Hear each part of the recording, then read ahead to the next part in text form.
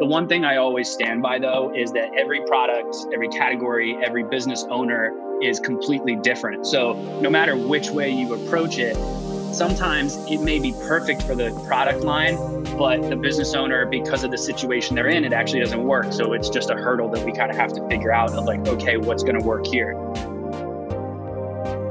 Andrew Maff, it is good to have you here in Ecomonics. How you doing today? How you feeling? Doing pretty good. How about yourself? Not too bad. You caught me on a Wednesday, and I'm on the Western Hemisphere, and pretty much everybody else in the company is on the other side. So when meetings are organized, I have to sometimes draw the short end of the straw. So Wednesdays for me are my loopiest day because it's like the longest I have to get up. Like, do I want to take a nap for 3 hours and then start my day? It was an awful idea. My left arm actually went numb because I was in a bad spot. So today's my fun day of the week. Yeah.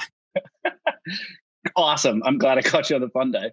I'd hate to catch you on another day. It'd be a horrible interview. Yeah. You don't want to find me Thursday between 6 o'clock and 7:20 p.m. It's a nightmare.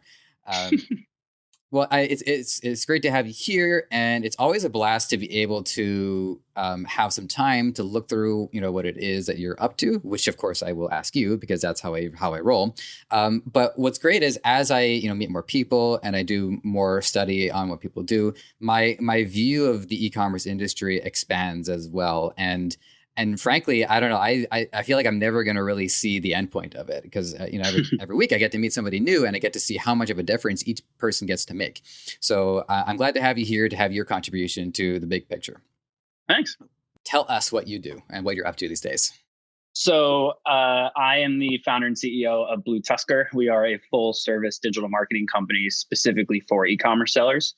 Our specialty, I guess you would say, is essentially helping sellers create kind of more of an omni-channel experience. So instead of solely dedicating to your own Shopify store or solely dedicating to Amazon, we help them across the board. So Amazon, Shopify, of course, but then Walmart, eBay, Wayfair, Chewy, anywhere we can pretty much get them. And so I imagine that people, they'll reach out to you and maybe they'll have a vision for they want like services 3 through 6 and it's like, okay, well, here's why you might want to consider, 1 through 2 and then 7 through 9. So do people come to you with that selectivity? And is it in the interest of it being omni-channel? Is it more like if I'm working with you, I'm having the full experience? I wish I had like an actual statistic on this, but I'm just going to pull one out of my head, but I'm going to guess 80% of the time someone comes to us saying, I need help with this service or something like that. And we look at what they're doing and we go, no, you don't. You don't want to do that. And we have to help them with something else. Because a lot of sellers, like if let's say they're solely on Amazon and then they're looking to venture off into creating their own Shopify store, they just throw up a Shopify store and say, hey, I need you to like post some stuff on social media for me and let me know like how sales are next week. And like, that's not going to happen. And too many sellers, I also find like will end up like creating their own site and then just starting something when in reality, like they never put enough effort into focusing on their own website. Because you start doing paid ads, you start doing social, you start doing all these extra things, but you're driving traffic to a site that just looks like crap. And now you can't get it to convert. Now it's horrible.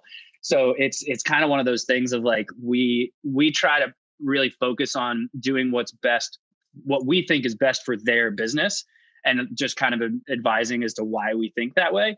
And then, we'll discuss like, why did you want to go that route? Is there something, we don't know about? Because there's always something going on in the back end. But typically we find that what they were looking for is not actually what they needed.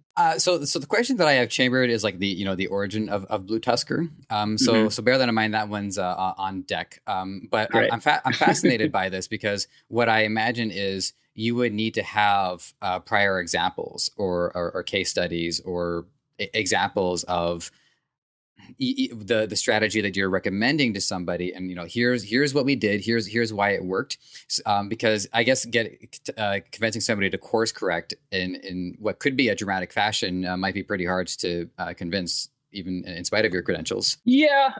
So prior to Bluetuskr, so we'll get in the origin eventually, but like prior to Bluetuskr, I was actually at another agency. We solely focused on e-commerce sellers there, and I exited from that one. So I do have past experience. We have case studies now with Bluetuskr as well of, this is what we did and this is why we suggested it for them. The one thing I always stand by, though, is that every product, every category, every business owner is completely different. So no matter which way you approach it, sometimes it may be perfect for the product line, but the business owner, because of the situation they're in, it actually doesn't work. So it's just a hurdle that we kind of have to figure out of like, okay, what's going to work here? So it always comes down to it's situational. It's always case by case of like, what's going to work for this situation.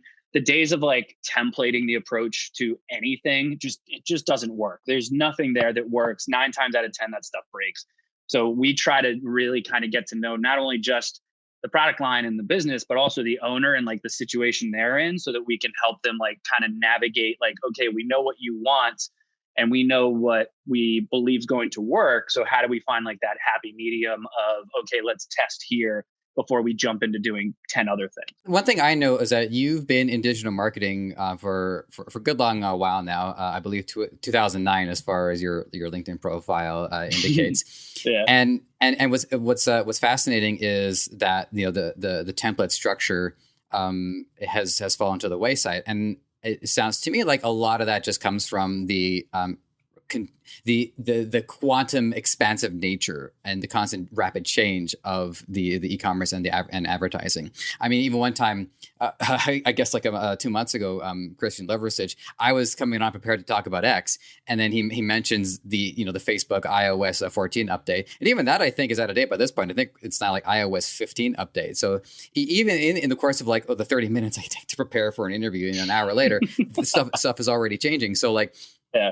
I've got to ask about the challenges of like staying on top of these changes and being able to not only pivot for the good of your own agency, but also what happens when you have to reach out to each individual client and tell them, look, this is something important. You guys got to keep this in mind. Here's what we know so far. Yeah. So like there's 2 different reasons we kind of try to template a little bit and then also steer clear from like over processing something. So like I'm a big fan of project management systems. We use Asana internally. They're all kind of the same. But basically what we did is we've created for every single thing that we've ever done. So whether it's something as basic as on-page SEO or something a little more complicated like influencer marketing, or you're dealing with budget, stuff like that. But we basically created like a template project in our system that every time we learn something new, so you prepped right before this, by the time we get off this, I'm going to go, great, Google released an update. And so what I'll have to do is I'll go in and I'll be able to adjust it in the template. So next time I have to do that, I know to tackle that issue. And then we just create one-off task to go through pre-existing clients and make sure that we're tackling all of those things as well for them. But at the same time, we also have to, for things that require more creative thinking or more strategy. So if we're talking like social media, yeah, there's a templated approach to how we do stuff internally and then how like we test like certain things. But outside of that, like creative and design and all of that extra stuff that we're creating, none of that stuff, you can't template that. That stuff you have to make specifically for someone. So even with specific businesses, I always say like you should have some kind of operational procedure, like some kind of SOP in place that you follow, but they should be live. They should be updated every time you learn something new has changed. Right. Yeah. And I mean, not to get too far into what my own company does as well, but being a freelancer prior to joining Debutify, just having my own run of things, I've really seen the value now of standard operating procedures, and they don't stay one way for very long, but they give people a framework to catch up as much as possible. For a long time, I would actually create just SOPs in like a Google Doc or something like that. But then we would end up basically replicating it in our project management system. And it got to a point where I was like, why do we even have these Google Docs? Because stuff changes so frequently. Like the second, Instagram just decided that they want to cater more towards video. So now it's kind of like, okay, so like, why are we even creating images anymore? Like we have to adjust that stuff. Where the iOS changed, like, okay, do we need to be testing Facebook ads differently? So basically like all that stuff, you can put it in place and it's great. But at the same time, you have to easily be able to adjust, because putting 5 different documents together for basically the same process is kind of dumb. Yeah. So, all right. I'm still holding on to the chamber, but there's so much that's cascading from this. And this is kind of my interviewing style. I'm a big fan of cascading. I'm going to give you, I guess, a specific example here. So Instagram recognizes that they're moving more into video, and I've noticed that myself. I'm seeing reels now. I'm seeing stories, IGTV. And oftentimes I would go on it and I would leave it and be like, I didn't look at a single photo. I looked at a series of images moving at 20 frames per second, but I didn't see a photo. So on the one hand, I can see this being, a challenge of format, but I think I can also see it being an opportunity, especially to repurpose or be able to adjust prior material and now be able to use it onto a platform that prior to it wasn't really a good fit for. But asterisk, I can also see there being specific problems with, say, like taking a Facebook video and converting it onto Instagram. Funny enough, I actually had this conversation earlier today. So if you're just posting just a regular video on Facebook, it's probably like a 1x1 size, give or take, can still work well on Instagram if you're just doing it as a regular post. Or if you're doing a story on Instagram, you can just tell your Instagram now to just share that story over to Facebook stories. So like you're kind of hitting both sides. But if you're creating something specifically for Instagram versus Facebook, so obviously Instagram, if you're doing a post, you only have a minute. On Facebook, you can kind of just do as much time as you want. But now that it's catering a lot more towards video, like it's not that difficult. There's so many different software programs out there now that you could just take an image and then like give them the files and they'll make it like a GIF and it will do whatever it needs to do. So there's ways to make things more animated and to make them move more. And then there's a ton of other platforms out there, especially for e-commerce sellers. Whereas like we've started looking into, I think it's called Billio, Billio, I think. And it's basically like for like $40, you can send like an influencer your product, and then they'll do a quick like 10-second, 15-second video for you. But for those sellers who don't have like, the capability of doing a video, or who just don't want to be on film, which we come across a lot, they're like, this is great because I don't want to do it. And it comes off a little bit more like, hey, all of these people are using our product, but in reality, you paid an influencer, $40 to do it. Yeah, I just tried to look it up. The first hit was I think a province in France. So I'm not gonna start digging into that. That ain't it. All right. So while we check this out, I'm ready to ask the origin question. So there's a couple of Ecomonics traditional questions that if I can ask them, I will. And this is one of them. So what was the origin point of Bluetuskr? And at the time of its formation, what problems were you identifying in specific that you wanted to solve? So the origin of Bluetuskr, that's always a weird question. So I've been in the agency business for, I think, 8 years now. This is technically like the fourth agency I've owned. This is the first one that it's just myself and I don't have a partner. The last one, I had a partner. We had the agency for about 2.5 years. We ended up selling it to a public company in September of 2019. But that was solely based on e-commerce sellers. And that was, I had a partner. We had decisions about what was being done and what we needed to do. And, we kind of had to go back and forth. What I wanted to do was a little bit different. So once we left, once we sold the company, I stayed on for a few months. And then I wasn't allowed to touch e-commerce for a while. So for 2020, Bluetuskr actually didn't touch e-commerce because I would have gotten sued. So instead, I had to wait until 2021, which is unfortunate. Obviously, the pandemic was horrible for a lot of people, but it was great for a lot of e-commerce sellers. And I was so bummed that like I couldn't get in there and start doing stuff. But so I started Bluetuskr because I knew that eventually in 2021, I would want to kind of go this route. And one of the things I had seen was there's full service agencies like us. The issue a lot of people have are they're generalists, right? So everyone does social and paid ads and content and video and this, and they're all like okay at stuff, but no one's great at anything. Or you have your other issue, which is you have sellers who go, I have an agency that specifically does Google. I have one that specifically does social, one that does my email, and like they're going after specialists. The problem with that model is that then the owner of the business or whoever they have internally now becomes the account manager and is spending their entire time telling the other agencies what the other agencies are doing. So what I wanted to do was create this agency that's on a full service side, but instead of hiring generalists, I'm hiring people that specialize in their department. And basically we don't offer that service until I have someone in that seat that I know can do it correctly.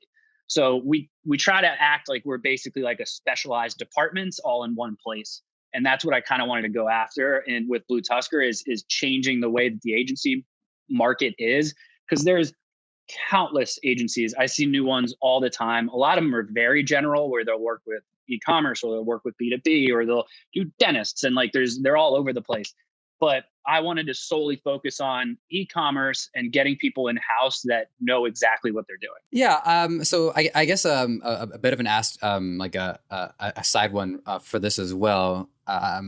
When you're looking for specialists, I can't help but wonder if, one, the general vetting process for this, I don't know, maybe it's just, hey, people submit their resume, cover letter, and then they're good to go.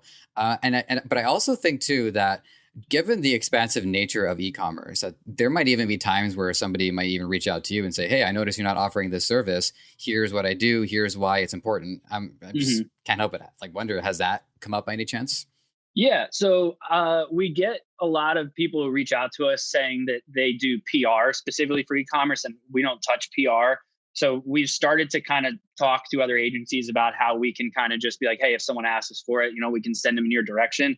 I'm not in this business to make money off like affiliate stuff. So it's kind of just like, I'd rather find an agency that does PR really well, because I don't think it's an area that we want to go in, at least not anytime soon, and then just vet them myself.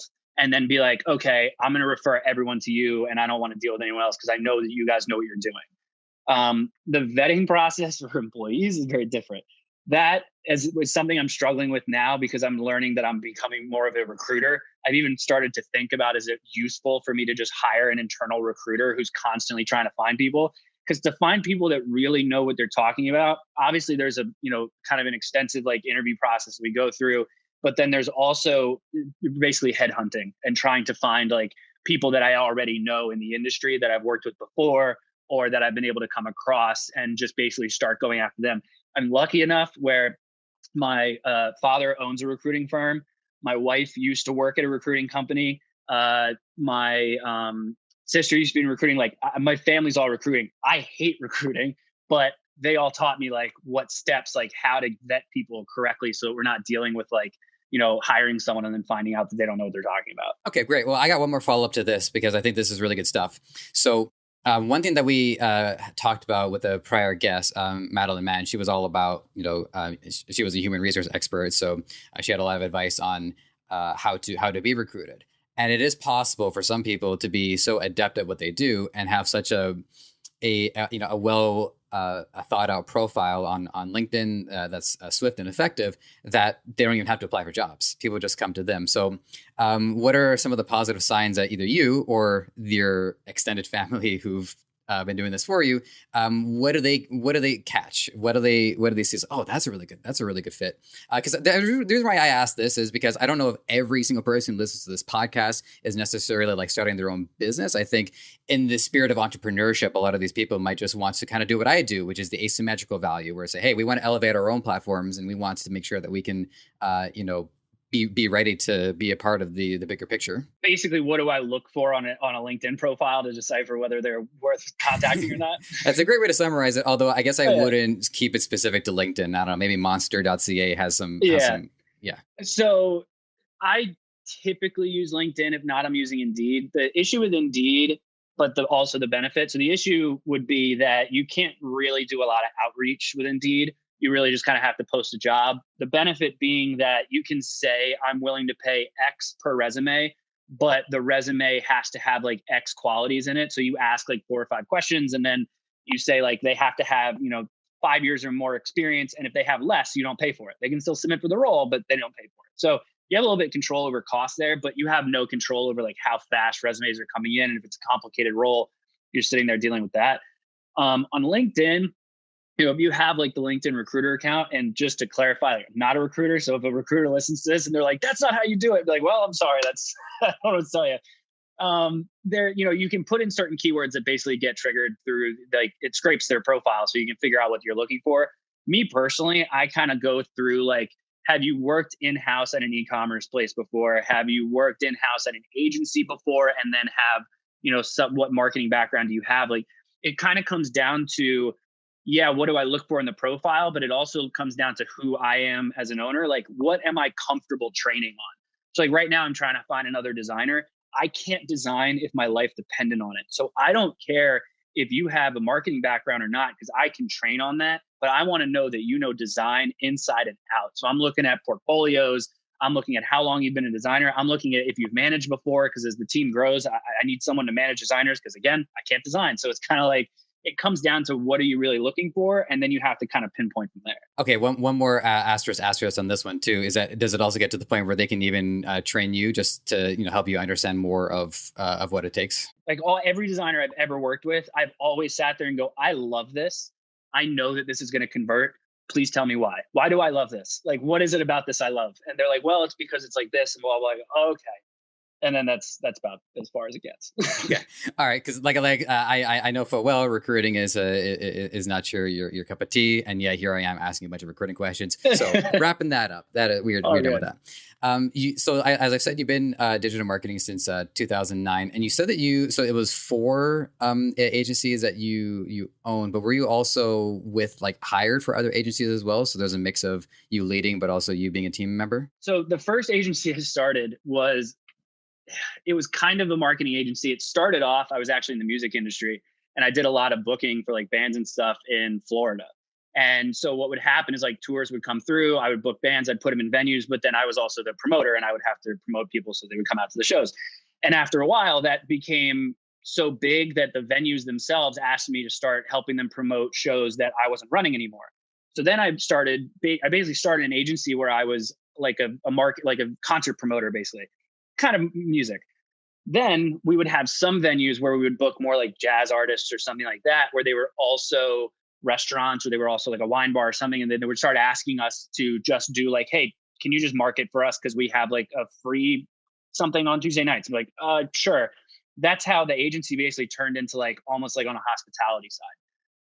That agency, I ended up merging with a family member, because we basically merged and created a completely separate agency, because my sister had basically started another agency that was more focused on retail, but also brick and mortar retail. So we kind of got together and started doing all brick and mortar of hospitality and stores and things like that.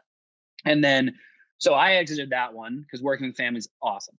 Then the next one, I went in-house somewhere at Ecommerce. And it's kind of a long, convoluted story, but basically the owner had a partner. That partner was in the same building as us. And I kind of built a relationship with him and talked about the agency that I used to own and how I could see it leveraging e-commerce.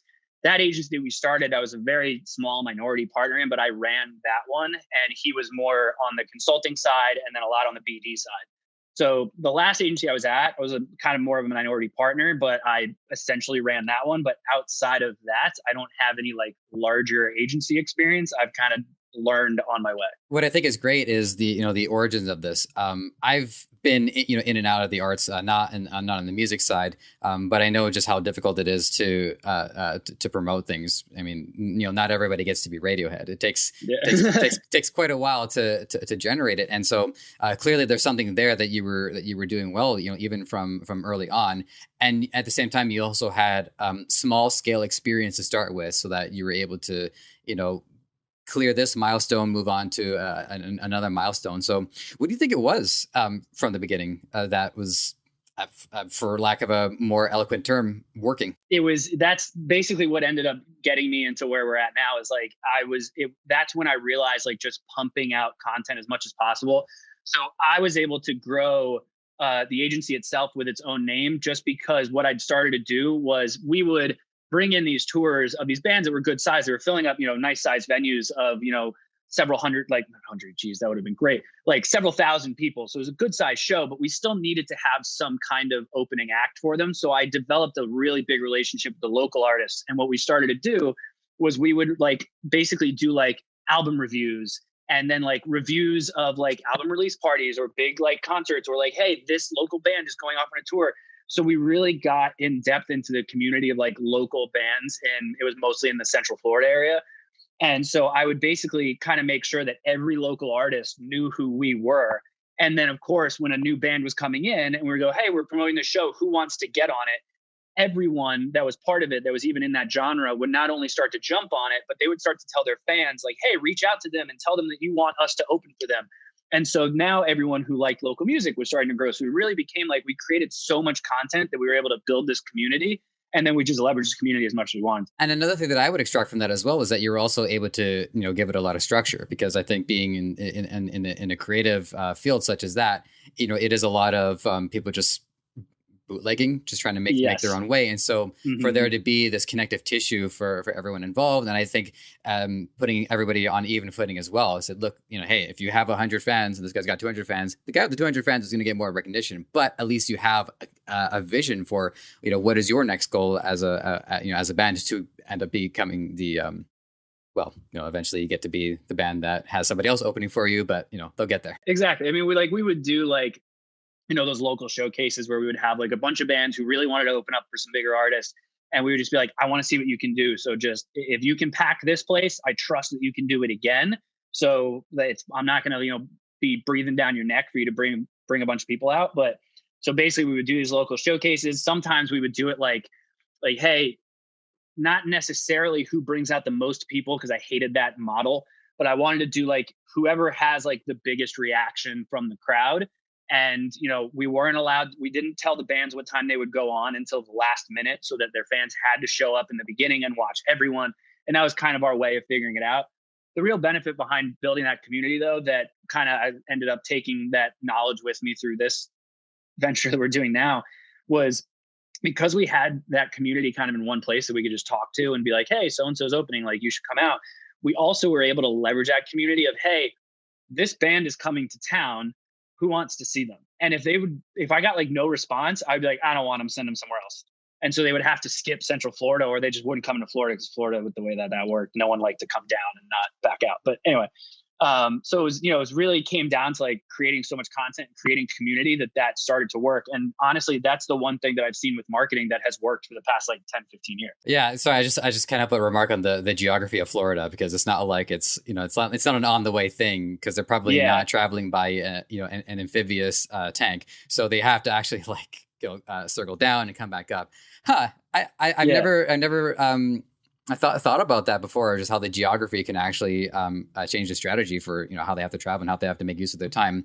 And then the other part of too that I think is also worthy of extraction is, because you said, and I really respect you for this, is not really focusing on the crowd size, because you can get 500 people and they're all I guess I'll get a Red Bull, but they're not enthused. It really is about the quality and the enthusiasm and how that energy, is contagious and resonates from person to person. With that, though, one of the reasons I ended up getting out of the music industry is because, at the end of the day, someone always gets screwed every time, and it was always about who's getting screwed tonight kind of thing. And chances are, if you brought out let's say you brought out 500 people, and then the next band down only brought out 200, chances are that band that brought out that many people is going to get the biggest reaction. So we tried to tell everyone, you want to make sure that you guys are all bringing as many people as you can, because if someone brings out a lot of people, they're going to cheer for the people that they know. So obviously we would that would be part of the caveat of it. Didn't always work, but it's the best we did at the time.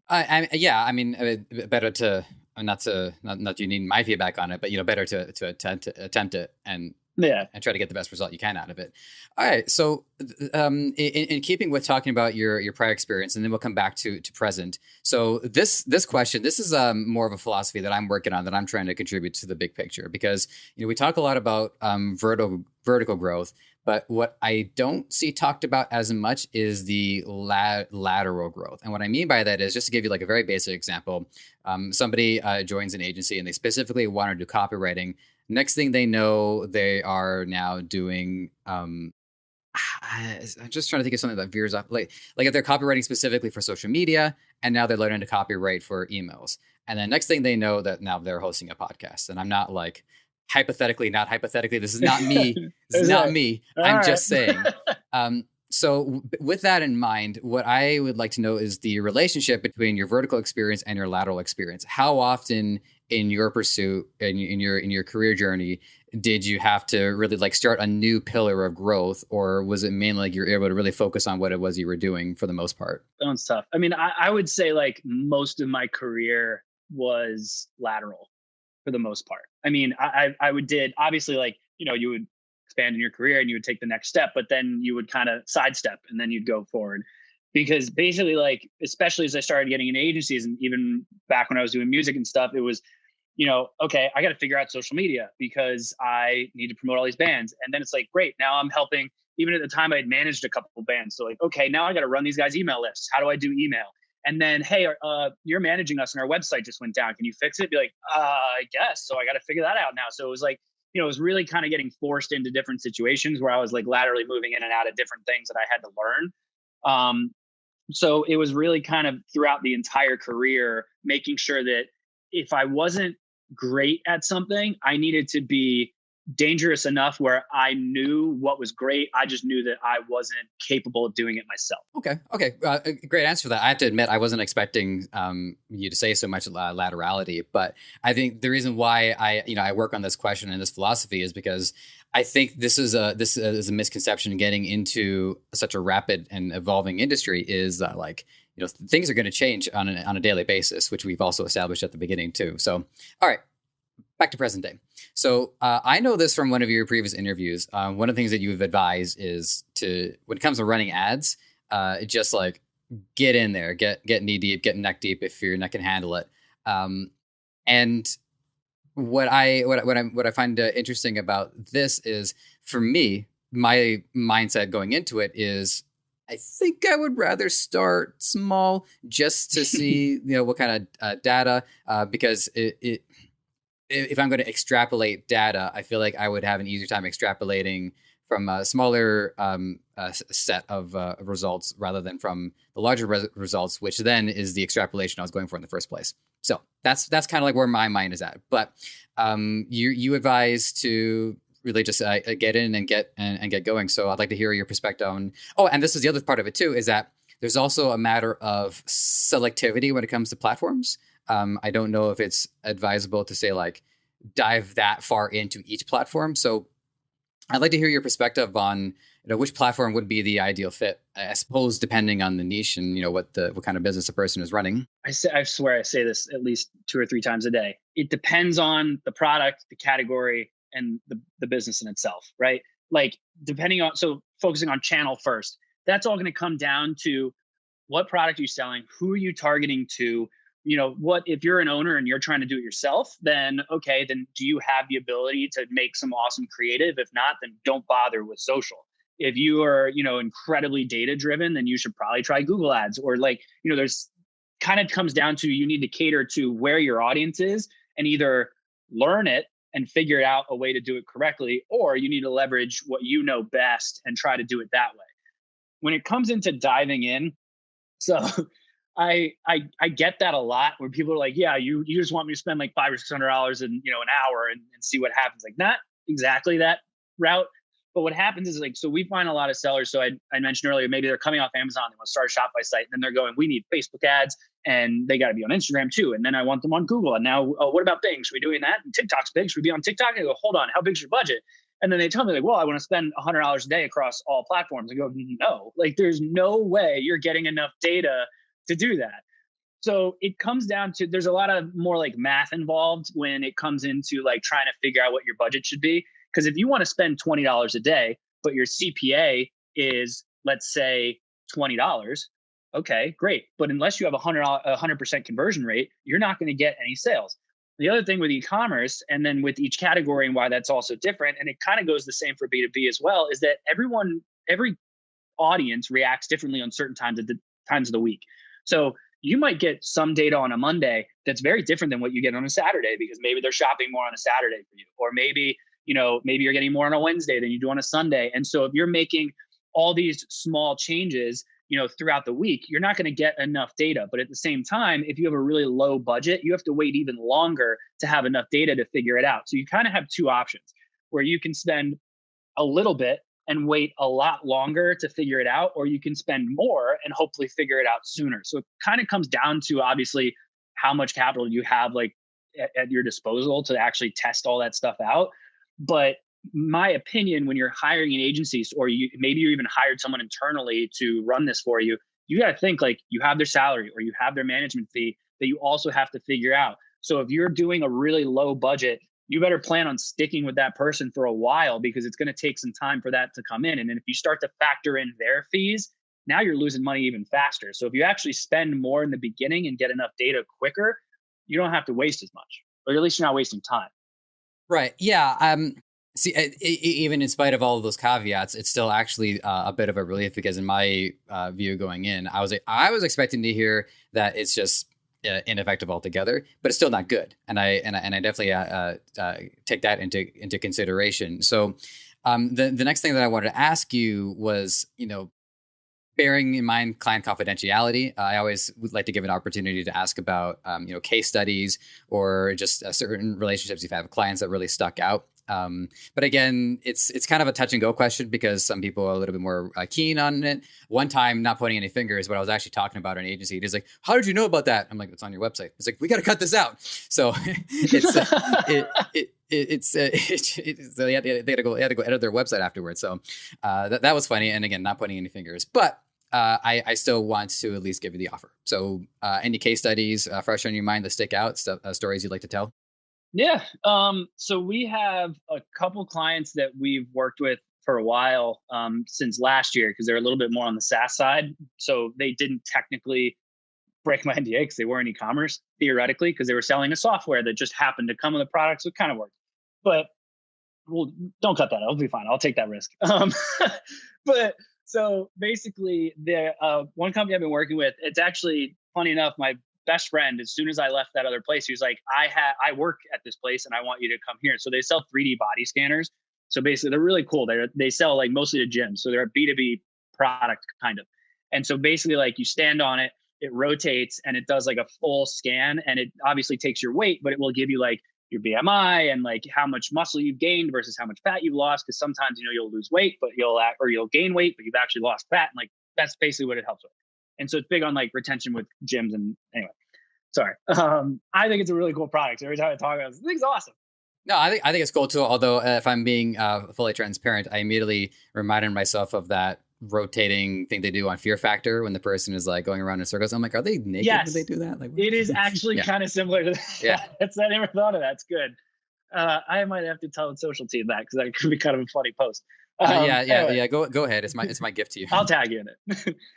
But yeah, so when they first started, they were trying social ads. It wasn't really working. They were kind of trying Google ads and they couldn't really get anything there. They were playing with display ads and they were just kind of throwing money at the wall. And they had, at the time, I swear it was like I'd have to look back at it, but it was like a $250, like $300 CPA or something like that. And the product's not cheap. I mean, the product itself is like $4 or $5K. And then I think it's a couple $100 a month now or something like that for the software part of it. But so it's a bigger product, it's a business investment. So obviously they were going to have some issues with it. But after about, I think it was 6 or 7 months, we had them down to about a $45 CPA. And they are now they'll do this month. They're a little honest, to be honest, they're a little bit down this month. They did last month, almost what they did like in the first 2 quarters of last year. Like, they have just skyrocketed in terms of stuff that, in their ad spend has obviously gone up, but their CPA has come way down. And what we kind of wanted to do was focus on, especially when you have like a B2B side of things, is, the sale doesn't end as soon as they convert to a lead. The sale ends once they actually convert and they've purchased it. So we actually changed our ads and our copy and a lot of the different stuff that we were doing on what was targeting them based on where they were at in the life cycle. So if they were a lead and had just booked a meeting, but they were kind of in like the decision area, we started changing all the ads they were seeing to like testimonials and like, hey, this was great for my business, you should do it too, kind of thing. And so after about 6-7 months, we started to see that was one where we were like, that's great, that's going to be a case study for us. Well, I just while you're running your background process there, what I find compelling about that is there aren't very many things that I tend to want to push back on, because I always try to come from the position of a learner. I've made that mistake in the past where I did like I knew everything. So those of you who are following, I've said this 3 times. Okay. But what I liked about this case study is the focus more on each individual sale really counts, and it's not so much about, well, we're not gonna scale this. It's not something that we're gonna be moving 1,000 of. Actually, I don't even know like what's the quantifiable value there. You compare it to people selling bracelets, for instance. Those are the kind of things you want to sell tens of thousands of. So And what I notice is scaling tends to be a touchy subject, because a lot of times people will do work that is valuable, but if they're not scaling it, they don't want to do it.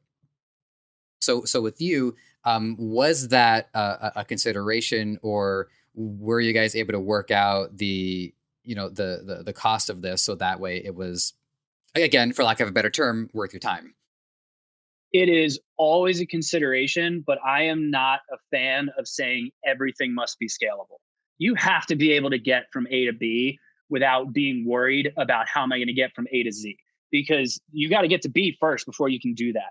Sometimes you have to do things, in my opinion, that are not scalable and then get you to the next point, and then figure out another way to do what you're trying to do, or then figure out how to scale it. But sometimes you have to solve your solution with people as opposed to software, or you have to solve it with more ad spend as opposed to new creative. And like, there's a lot of different ways, and sometimes it's not the perfect solution. And, we're not all starting multi-billion-dollar businesses, and we're not all having 500 investors with us, and we're not all public. So we can't do it that way. So sometimes you have to do things where it takes a little bit more manpower, or it takes you in a route that you don't want to go in, but eventually that's going to get you to the next spot, and then you figure it out. But worry about getting to the next spot first before you're worried about getting far out there. So like with ad spend, I say the same thing about ad spend as I do about like when someone's hiring someone. You're not required to pay that on a monthly, yearly, anything basis. You're required to pay that until you go, this isn't working, and then you cut it. They say it's the same thing with recruiting, and I hate to bring this back to recruiting, but it's hire slow and fire fast. Like, great. Decide that you're going to increase your ad spend slow, figure out the right channel to do it in, make sure that you're comfortable with where you're going to do your testing. And then if it goes, this isn't working, cut it.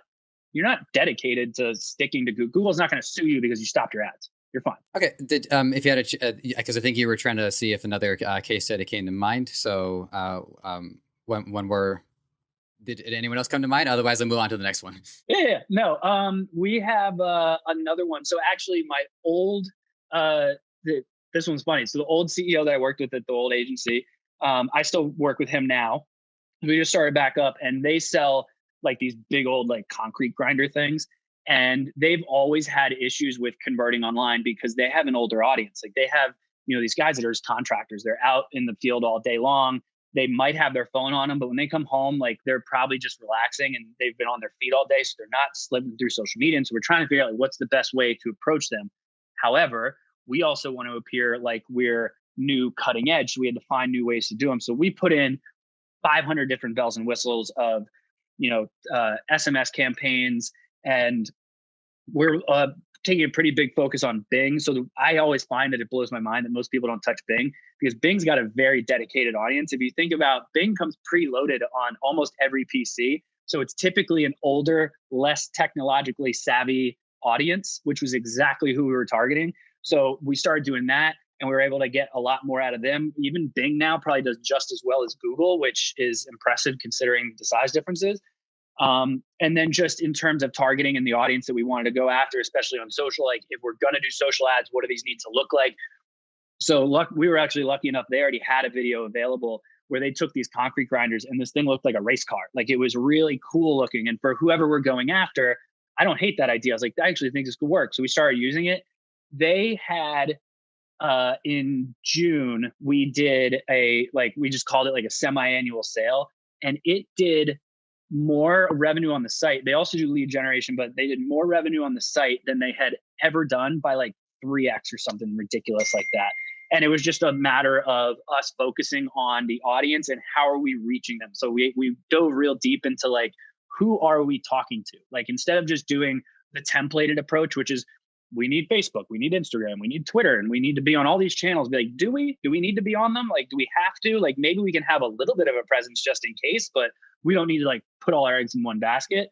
And so we've tried to figure out specifically where they were at and just honed in on them that way. I picked up on a parallel there based on what you were saying earlier from your time in music. To me, the comparison between Bing and Google is almost the same comparison that you're making between the energetic crowd, but maybe not as big, versus the big crowd, which will at times be energetic, but are largely disinterested in anything beyond their capacity.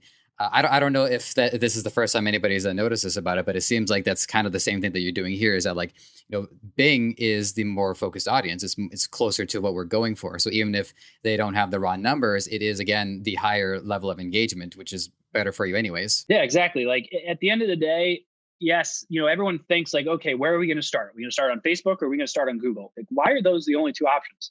Yes, they're biggest. Yes, that's the, obviously a lot of people are on them, but that not everyone's just only on those.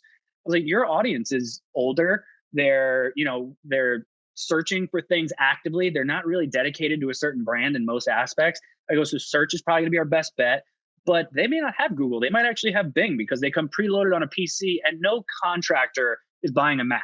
Like no one's putting a $3,000, investment into a computer that they're not really using at any time.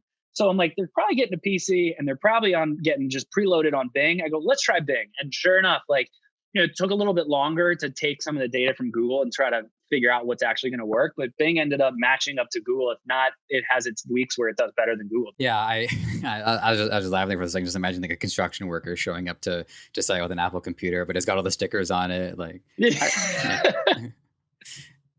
sweet Home Depot sticker. Yeah. Yeah, that's fair. I mean, makes sense. And all along these lines. So we were talking about being open-minded towards some of the platforms such as Bing that we don't. I mean, we certainly. I'm not that I'm counting, but I think we talked about Bing like 4 times. Google certainly comes up more often. Facebook, well, I don't have enough fingers to count that.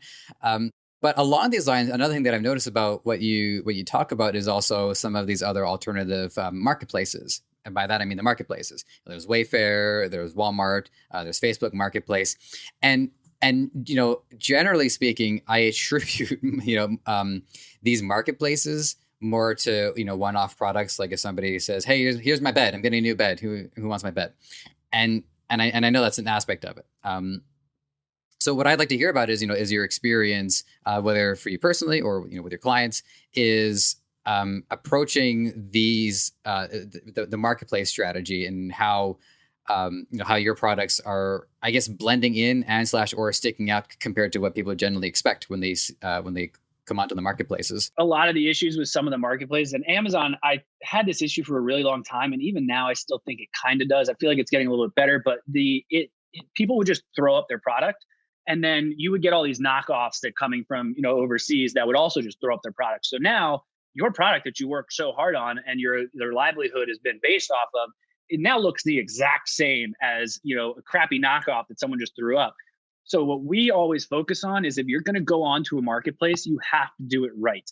Make sure all your imagery is fully branded. You make sure you have a brand voice guideline in place so that all of your titles and bullet points and descriptions and everything, all of your copy sounds the same as it does on your website. Your marketplaces that you shop on should be an extension of your website as opposed to just its own separate thing where you threw up your product on there because you knew people were shopping. For a long time, I used to say that it was, and I still kind of throw this idea out to certain sellers sometimes, but so you have your product page, you have your buy now button. What about having an available on Amazon button, available on Walmart, available on eBay, and just letting the shopper shop wherever they're most comfortable? Chances are they're going to end up going to Amazon, depending on your product line. Some people might go over to Walmart. Some may go over to eBay. But you can even showcase like what your product price is on those. So you're basically letting them know, like, if you want this product, there's all these places you can get it. But these are the prices in all these different places. Whether it's lower in one place or another, that's a whole different story. But basically making sure that your brand is completely in place and it looks the same and it sounds the same and it's on another marketplace, then basically your customer is more likely and more comfortable shopping with you because they know that it is you and not some cheap knockoff. Right. Yeah, that's another interesting insight as well. Just the idea of listing where else the product is available. If you were to ask me what logic I would ascribe to why they do it, it's probably because they either have like a rewards program or maybe they're using Amazon Prime and they says, well, I might as well use Amazon Prime. I can just get this thing delivered faster. There's certain situations where like, I think it's a good idea, like, especially if someone is testing out a new Shopify site, but a lot of their business is on the marketplaces. Great. The issue there is, you don't own your customer on Amazon or Walmart or really anywhere. So if you can at least drive them to your website and you can at least cookie them in a certain way, or maybe even if you have like a lead form of some way to actually get an email, but then they leave, at least you still have that data. And, you can track, if you use that custom source code and stuff in the back of Amazon, you can sometimes track like exactly how many people came from your site and actually purchased and all that fun stuff. But at the same time, people are getting so frustrated with these different marketplaces that they're like, they take so much margin and, they control everything and all this stuff. So like, obviously there is a logic behind why you wouldn't want to do that. But when we have an omni-channel approach, like there's been so many times where we'll increase ad spend on Facebook, let's say 10%. And I'll only see the website revenue increase by, let's say 5%, but Amazon will increase 5%. And that's just because people know that, hey, this is a cool product. They go to the site and then they go, oh, I wonder if it's on Amazon. Then they go buy it on Amazon. So I try to look at all advertising spend versus all revenue. And then I judge it that way of like, are we seeing the incremental revenue growth with the incremental spend across the board? Because it's such a fluid customer journey that you can't really know where people are going to go. And one thing I've noticed about this, because I'm factoring in some of the case studies you brought up and using the marketplaces, in addition to a lot of the other things that we've talked about today, as well as what people can find on your website, because we haven't covered everything, actually, it's very rare, but I said this was a loopy day, so I actually did manage to lose my train of thought. This is very rare, but this actually did happen. Okay. Oh yeah, here we go. I got it. So usually when one of the issues that I'm trying to get a grasp on, and this is a very macro perspective, is an e-commerce brand might be limited by being an e-commerce brand. Once in a while, I think a brand will make it into a more just standard commerce territory, like Gymshark, for instance, is an example of like an e-commerce brand that they made it. And what I think is going on here is I think you're actually facing the opposite problem. Is you're rooted more in commerce as perhaps more traditionally viewed. Again, with you work with the construction and with the with the rotating gym. Forgive me, I didn't write down what to call it. The rotating gym thing. Guy. The Fear Factory, something like that. So it sounds to me like your challenge is more like trying to get these things into e-commerce rather than working within e-commerce and trying to expand it out of that. Am I right or am I off? No, you're mostly right. We really focus almost solely on digital. We really don't do much print. We don't do really anything with like end caps or anything like that, or like we do some product design, but typically it's for people who are strictly D2C. We can give guidance on what we would suggest for retail just based on what we've learned from what other sellers are doing. It's one of the nice things about an agency is, fortunately for one client, they're learning a lesson. Unfortunately for another client, because I learned it from them. Like they messed up, You should do this, like that kind of thing. Like, there's a benefit to that. And I kind of get some of that insight from retail sides. And usually what'll happen is if like I have a certain client who went retail and that's someone who wants to go retail, I'll be like, oh, talk to him. Like they know what you're doing. So help them out kind of thing. Like I'll introduce, I have no problem doing that. And it's like, I can give guidance on that, but usually we're helping people either expand on e-commerce because they're already e-commerce, or expand to e-commerce because brick and mortar didn't work out, which last year would have been great for, but like I said, we couldn't do e-commerce last year. All right, great. So I've got I got three more, and then I'll let you go. So this one, in the interest of things can change rapidly, perhaps your position to this has changed, but we'll see. It's your philosophy on starting an agency, which is do it. Like you start an agency, you'll learn as you go. And are you still standing by this? And if so, what level of expertise should someone have, if any? Like, is this something that people can really just get started in from scratch? Yeah. So you're referring to that interview I did, and where I said everyone should start an agency, right? Yeah, I got everything. Okay, I get everything. Okay. So first of all, just some background. So that interview thing that I did was basically for people who are looking to get into marketing and like how to start a marketing career. If you're an e-commerce seller and you're an inventor, do not start a marketing agency. That's not what I would suggest. What I was suggesting for on a marketing side is it really helps you learn different intricacies of marketing as a whole. Like I wholly believe, I believe that everyone should have a general focus, but you have to know the other aspects of what's going on. You can't be solely focused on paid advertising and have no background in how a website converts. Because so many times I've seen these agencies where they'll drive all these ads to a website and it won't convert, and they'll just tell whoever they're working with, like, yeah, it's your website because our click-through rate's great. And like, that doesn't help. You have to guide them through what the next step is. Like, you're going to want to change this. You should be able to do this. Like, you have to be able to speak to stuff where you can be dangerous. Starting an agency, you basically have to start doing that. And you also, from the other side of it, which I kind of touched on in that interview, was you can't just solely be a marketer, because really every marketer in my eyes is an entrepreneur in one way or another.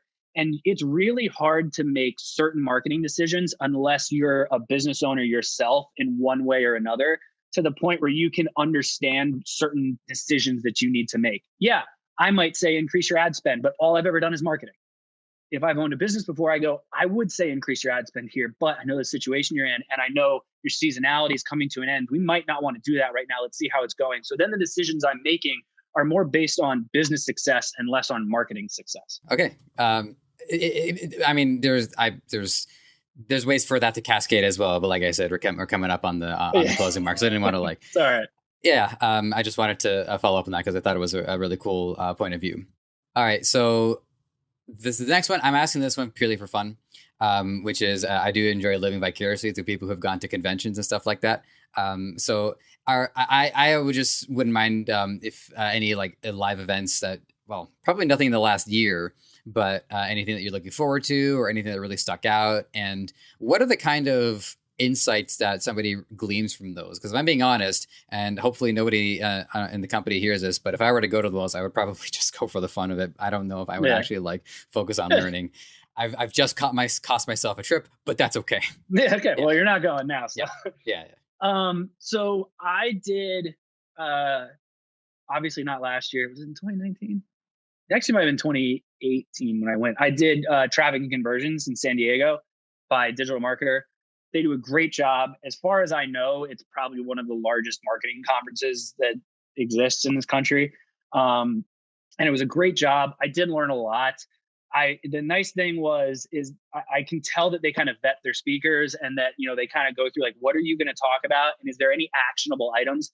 I hate going to conferences where they talk the entire time you're there through like a half hour, 45-minute session, and you just leave and you go, they didn't tell me to like do anything. They were just basically philosophizers and doing all this BS of like, none of this, you have to get up and hustle. Like, shut up. Don't tell me how to live my life. Like, I just want to know, like, if I change my Google ad this way, will it work? Like, I want specifics. Traffic and conversions is great at that. I'm more than happy to give you the other side, where I've gone to Prosper for Amazon so many times, and I've gotten to the point where I'm like, no one is teaching me anything new. It's all the same stuff over and over again. So there's definitely certain ones that like, and don't get me wrong, I'll definitely end up going back to Prosper. I know I'm going to end up going back. I'll probably just do like every other year kind of thing to see if maybe I missed something. But I think they all kind of come down to like, which ones do you really enjoy and what are you looking to get out of it? And if you're really interested in what you're about to learn, like several years ago, Traffic and Conversions did like a spinoff, and they did an agency only conference, and it was in New York. And I can't remember what they called it, but it was great. And they had Gary Vaynerchuk, of course, was like their main guy that spoke. And like, it was very interesting to hear specific for agencies. And since obviously that's what I do, I was really interested. But for everyone else, it's kind of like, what are you really interested in? And go learn that and focus on that.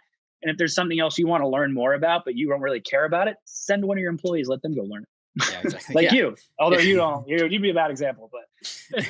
Well, it would depend on the convention at the very least. Yeah. But for the most part, it's looking to land on green and not red and black. So I understand. Yeah. All right. Well, with that, this has been fantastic, Andrew. I'm really grateful to have an hour of your time. I feel like we've covered a lot today, and I'm oh, there's that loopiness again. So sorry.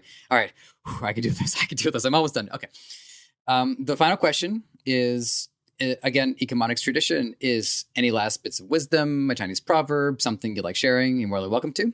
And then let the audience know how they can get in touch, see your content, and see more of what you're up to. Maybe even get in touch themselves. Jeff Bezos. What's that song that's big with him right now? From Rocket Man? No. I say that because he just got blasted into space. Well, okay, so there's a comedian, Bo Burnham, who did a song about Jeff Bezos, and it's like 20 seconds long, and it is hilarious. You got to listen to it. But anyway, he said something once where he basically just said, like, more or less, like, obsess over your customers. And I couldn't agree with it more. Obviously, if you take it for what he means over it, it was just great of just, if you know your customer inside and out, you know who you're targeting, and you just want to make sure they're happy, it's hard to fail if you do that. I'll give you that. That's all I got. But so obviously our site, Bluetuskr, we're on all social. It's Bluetuskr. There's no E, so BLUETUSKR. So there's one E, not two.